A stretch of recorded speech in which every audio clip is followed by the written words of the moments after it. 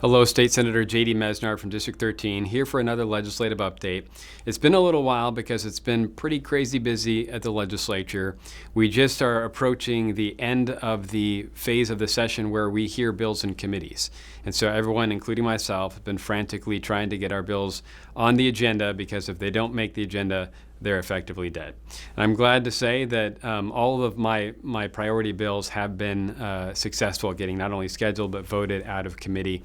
I have not had too many fatalities so far along the way, which I'm glad to say. In fact, I had the first two bills signed into law of the session. One was on a sort of a annual tax conformity bill, and another was one I did mention in a prior update, and that was making sure that the 9/11 instruction we require of schools begins a little bit later than, say, kindergarten or first or second grade, because the material is obviously is a very sensitive material, and also something we don't know that 5 or 6-year-olds can fully comprehend. And I say this as the father of a 5-year-old to experience this firsthand.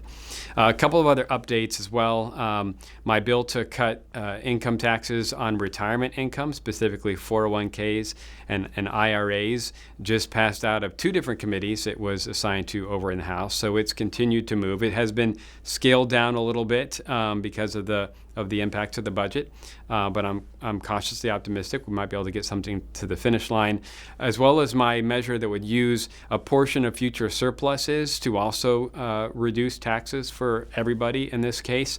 That passed out of committee in the House and is continuing in the process.